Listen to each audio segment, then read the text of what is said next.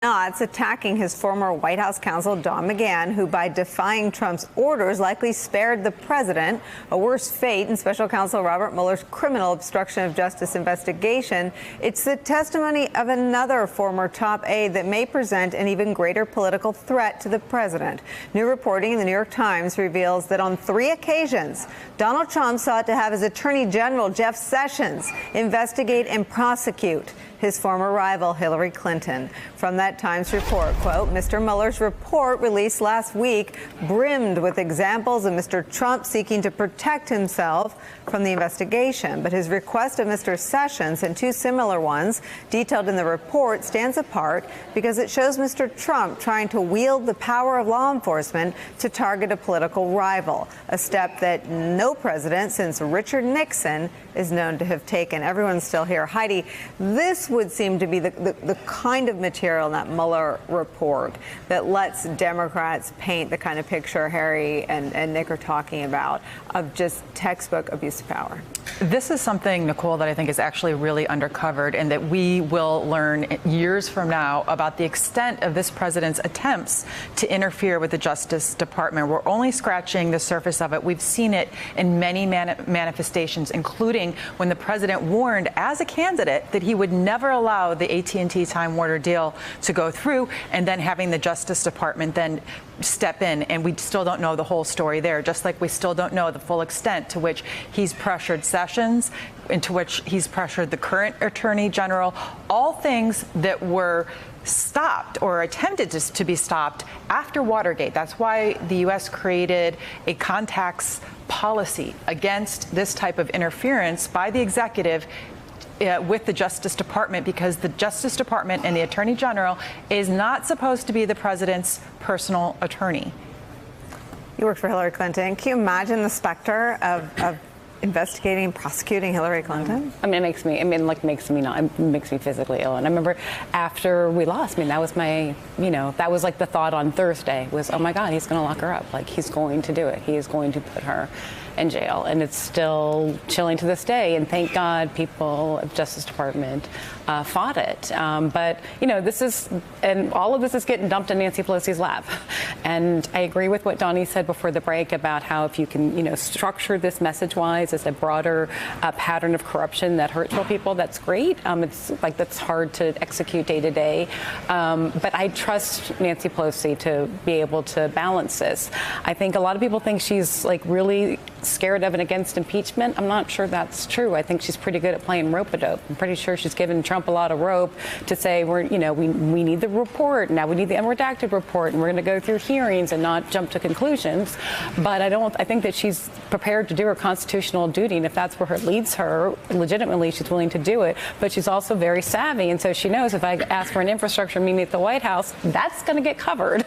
That's going to get a lot of coverage, and knows how to try to show the Democrats are doing their job to hold the president accountable, but fighting for people too. So what was so stunning about this New York Times story is that Sessions, and I understand everything is relative, but Sessions is the hero and Trump is the villain in this particular anecdote. Trump 3 times going to Sessions and saying prosecute Hillary Clinton, Sessions saying no. Thanks for clarifying that, because Sessions is not Sessions, this is the hero here. I want to show you who the new Attorney General is and ask if you think this would go down the same way.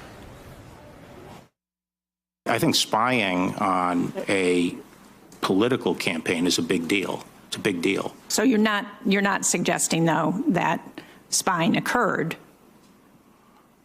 I don't. I guess you could. I think spying did occur.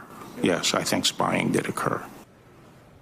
Harry Litman, that's the country's new Attorney General, someone who embraces the fringiest view about the authorized surveillance authorized by a FISA court of Carter Page, one of the early people known to have contacts with Russians at the very beginning of the investigation into contacts between Trump's orbit at a time when they were assumed to perhaps have been unwittingly in contact with Russians. The country's Attorney General described it as spying, really a lexicon only heard on Fox News and conservative talk radio.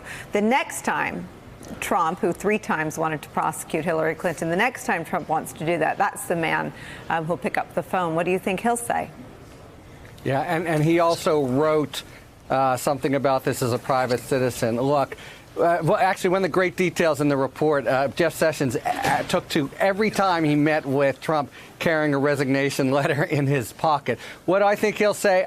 I think he'll say no, just because, look, this is not just vicious, it's just completely unhinged. And one gets the picture of Mad King Donald skulking around in his own grievances and coming up with crazy ideas and coming down and ordering people around. I see what you mean. Trump has been a champion of executive power, etc. But I mean, it is such a Looney Tunes idea that whatever champion of Trump he's been to date, that I think is a bridge too far. Harry, Donnie Deutsch, we've talked a lot on this show about that. To me, the Southern District was always the problem for Trump, not Mueller. How does it work? Obviously, they've been working on investigations, and Barr, to me, is the scariest of all the critters that showed up in Trump world. Does he have the ability to just call up the Southern District, we'll see how sovereign they are, and say, hey, you know what? Executive privilege, hold off on anything. That's the scary thing to me. I know when I watch Billions, Jeff Coat can do that. He calls up Chuck and he says, you can't do that. How does that game work as far as a direct line into the Attorney General? He can definitely do it. In theory, the Deputy Attorney General does it, but he does it. And you're right. It's really a matter of sort of fortitude and character. So could Sessions. So, for that matter, could Whitaker. But the Southern District of New York has always had ways to fight back, which it still does. Some of them sneaky, some of them just flat out aggression. But yes, if they actually, butt heads, the AG wins. Look, I think we saw in that hearing that phase 1 of the Trump presidency is over and phase 2 has begun. And what that means is, although I think a lot of people in the Democratic Party feel that the White House is full of enablers and lapdogs, what we saw from the Mueller report was that actually there were a fair number of folks in there who were trying to keep some guardrails on the president's behavior. Most of those people are now gone. They have left. They've been replaced by people who are more reliable to the president, who are acting, who can be dispensed with more easily. And now we have an AG who compares a duly authorized warrant to spying in the way you would compare a cop executing a search warrant of breaking and entering. It's not the same thing. But he is there for that purpose, it seems. Really important point. Let me just give you one follow-up. Is there anyone that in the Mueller report comes across as a guardrail that's still there? I don't know. I'm thinking of people like Sessions and Don McGahn, for example. And those guys are gone. What we saw in the report was that they held firm at key moments. And it's hard to see from the outside. But we now have the ultimate, sort of a White House memoir, right, which is the Mueller report. And we can see that there were people trying their best, and not on policy, obviously, in some ways, but constantly fighting against things that the president wanted to do. Kirstjen Nielsen, for example, not always winning, but trying. They're gone.